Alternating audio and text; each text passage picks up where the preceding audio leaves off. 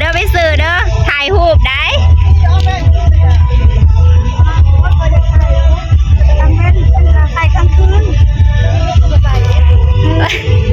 คืออยู่บ่คืออยู่ดังอันไปพี่น้อง15 หลอดได้บัดนี้ได้ฮะเห็นยังก็ดัง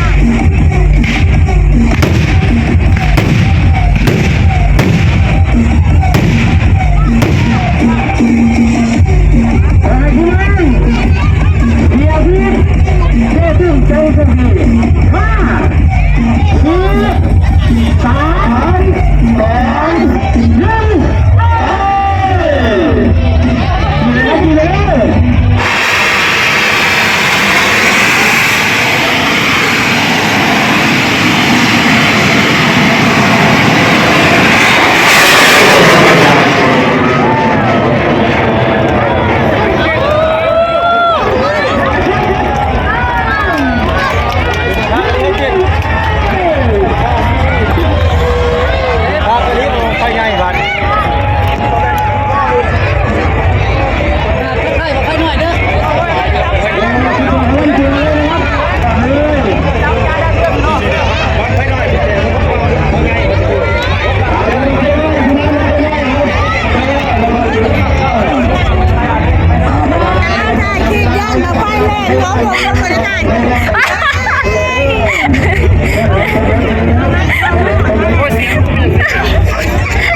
ยังกันบ่มีแล้วมีแต่ปากดัง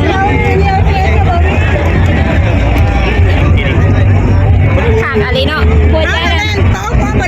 หัวใจมันเต้นตุ่มมันกุ้งเนาะอันนี้บ้างที่ตอนนี้ในนี้นะเบิร์ดแล้วจบงานมาเป็นงานสิมาเป็นงาน ถ้าก็ได้บ้างเดียวเลย เป็นงาน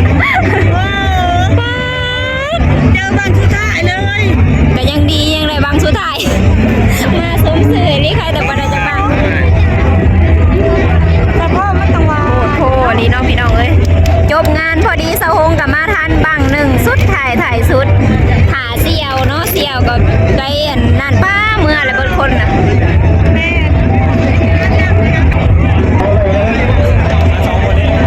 มาหลายคนน่ะแหละเฮ้ยบอกใครหน่อย โอ้ลงไปล้านน้อยมันได้นี่แน่ละถ่ายห้องประธานทั้งย่างทั้งแลนครบ เอาก็ได้อันเดียวนั่นแหละเบิร์ดเลยเป็นยังดีได้ที่ได้เนาะ ตีนดำๆมาใส่เดือด ไปพี่น้องบ้านนี้ก็เบิร์ดเลยเนาะบางไทยก็ได้เรือบางสุดถ่ายสุดและสะฮงกะ มันโบเมนเจ้าลิ้นได้ลิ้นได้ใจไป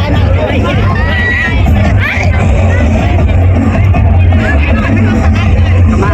งานมันคืนเยอะ ทันบาง ได้แต่พลัง สุดท้าย ครับแลนครบมันบ่ได้ถ่ายย่างฮักมาหุ้ยเอามาดิเพื่อจะจอดรถได้อู้ยได้สิ คน ได้หรือเปล่า คนหลังออกเซลพี่น้องเอ้ย จอดรถได้แล้วก็มาเนี่ย รถจะได้ไม่ได้จะจอดนะ ไปเลยเห็นปะ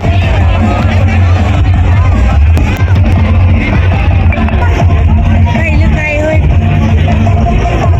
ต้องไกลหน้านั่น อยู่ทางบ้านบ่แม่นว่าบ้างวักหนึ่งนี่บอกลงมาแล้วเบิ่ง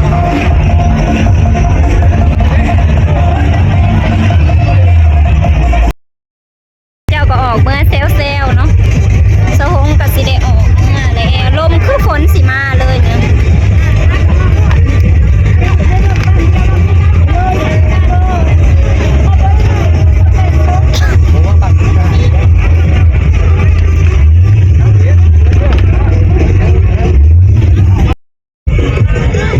ปล่อยลมออกแล้ว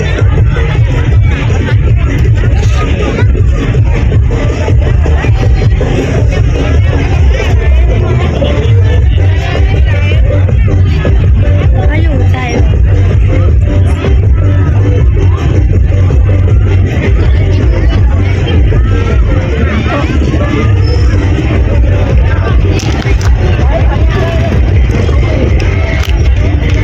เขาเห็ดยังเสยนะ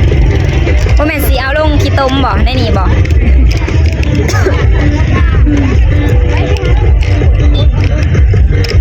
บอกแล้วว่าอยู่ในไซส์นะ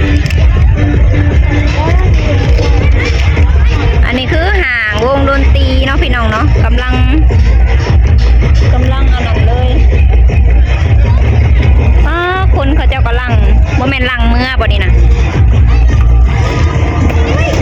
ห้ามโตห้ามตั้งห้ามเตียงห้ามสารพัดซะอันนั้นเนาะจักสิไปใส่เอาโลด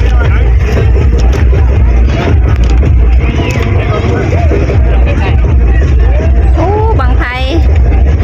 สิไปจูดจังใส่เนาะบังไพนี่เนาะโอ้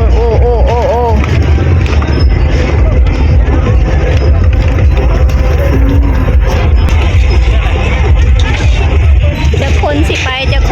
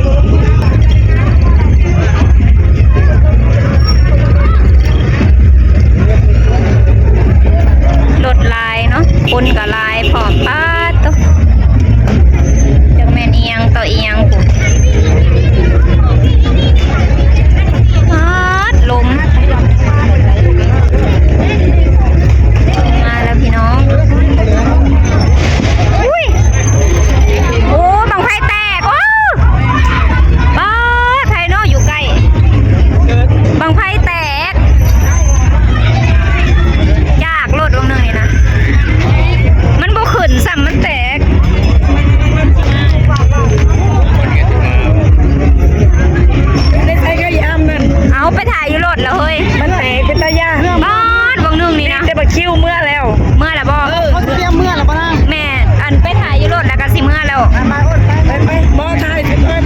ถ่ายอีกถ่ายมัน มันเศร้าแล้ว ขยะจุละ อย่าอะไรเด้บ่แม่นนั่นไผอยู่ใกล้ นี่แต่กับแต่นี่มันบ่แม่นแนวมันยังบ่ถึงย่ำจุดเดือน4มาพุ่นย่ำจุดบางไผนั่น อันนี้อันใด อันเนี้ยก็เดือน4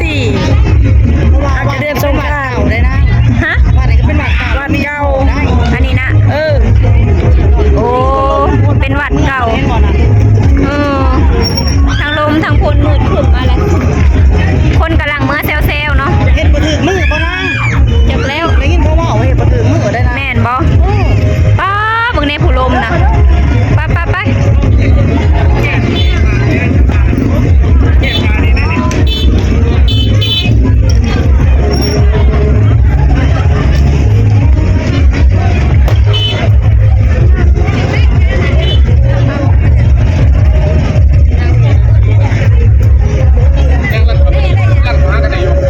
ถ่ายก่อนเฮ้ย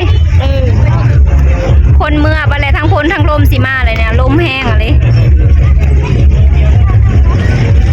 งานบุญ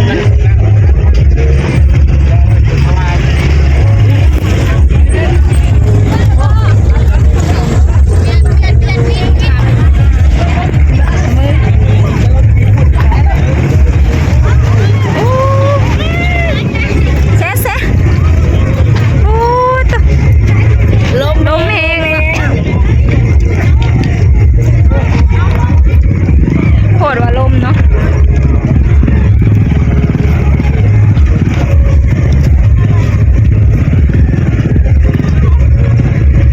ทางนั้นก็มาเบิดแล้วพี่น้องเอ้ยออกมาเบิดแล้ว ทั้งขวดเปิดโต๊ะวันนี้เด้อเฮ้ยนะมาแม่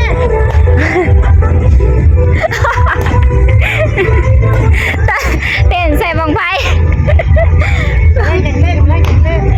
ไม่สิเต้นได้อยู่บ่พ้นสิตก ได้ยินเขาว่าเห็ดบังไฟมือที่แต่กับแต่บังไฟ จะคืออะไรแตกนะ แต่เป็น10-20ดอกแต่ถ้าจะจูดแล้วแต่บังไฟได้เพิ่นยังยกเลิกไปแล้วบ่มี ว้าวสัมโพมันจังเบิดไว้เนาะ คนสิเมื่อไปแล้วคนสิเมื่อตินั่ง เขา จิจูดฮอด6 โมงแรงผมเพราะ6 โมงแรงสำคนเมื่อไปแล้ว ได้ยินข่าวว่าอันเห็ดบ่ถึงมือเนาะพี่น้องบ่อันนี้คือเป็นความเสื่อเนาะ ว่าเป็นวัดเก่า อันนี้ก็เป็นวัด อันนี้ก็เป็นวัดเก่าวัดห่างเนาะบ่ฮู้ว่าแม่นบ่เลือบ่แม่นแล้วแต่ผู้ ก็ สิ อยู่ใน เสื่อ ตัวอย่างไปเบิ่งค่ะ ป้าหอบอันน่ะมาเบิดแล้วหอบอันหอบสารหอบมอนกระถึกหนึ่งน้องมาเลยพี่น้องเอ้ย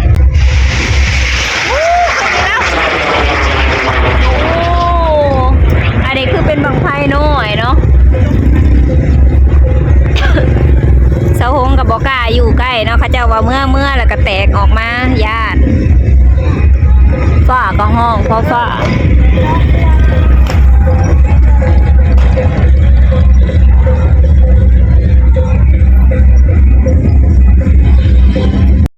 สำหรับคลิปนี้ก็ขอจบไปเพียงซ้ำนี้เด้อพี่น้องเสาหงกับมารีวิวซ้ำนี้แหละเนาะโอ้ลมได้ยินข่าวว่าพระเจ้าเว้าเนาะว่าจักแม่นบ่แม่นว่าสันเฮ็ดบ่ถึกมือ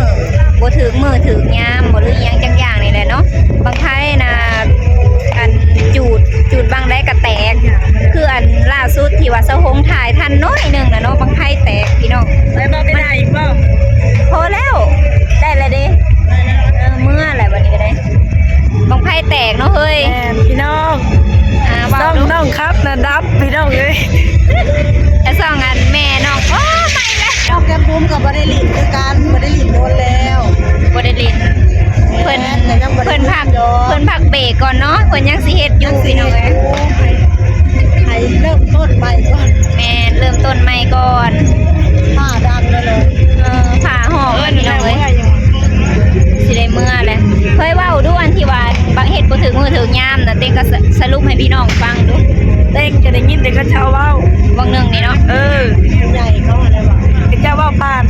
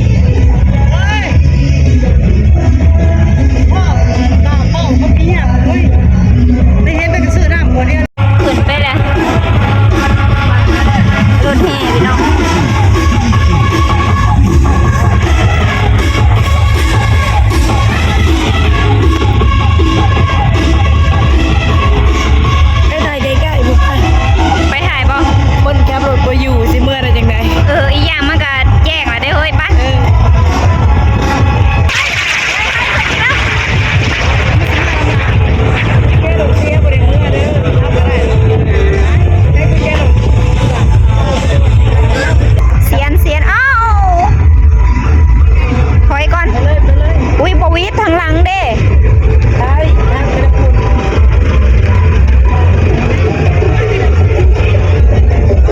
บ่วิทย์นะเฮ้ย วิทย์ อ๋อ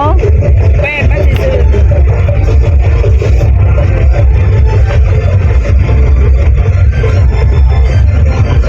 เฮ้ยคนแก่ตู้มันเองแก่เมื่อแล้ว แกตู่มาแล้วแกเมื่อคือเก่าพี่น้องเอ้ย มึงไม่เกอไผ่ ก็ไผ่จนนั้นน่ะเนาะป้าลม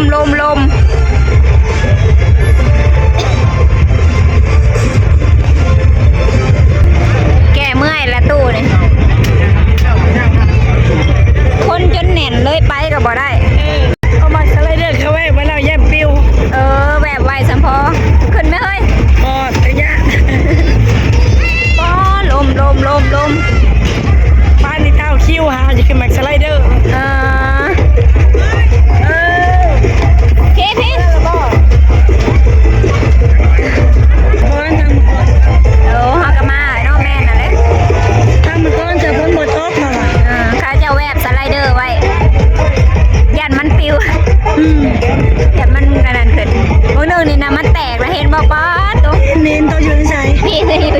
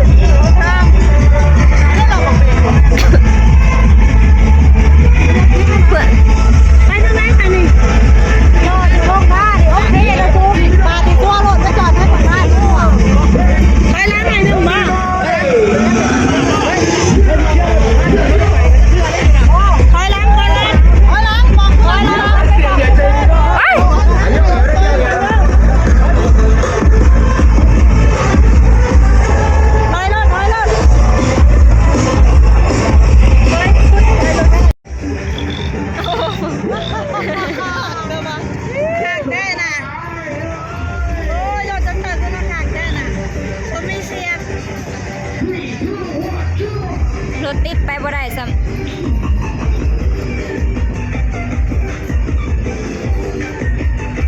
จักผู้สิมาจักผู้สิไป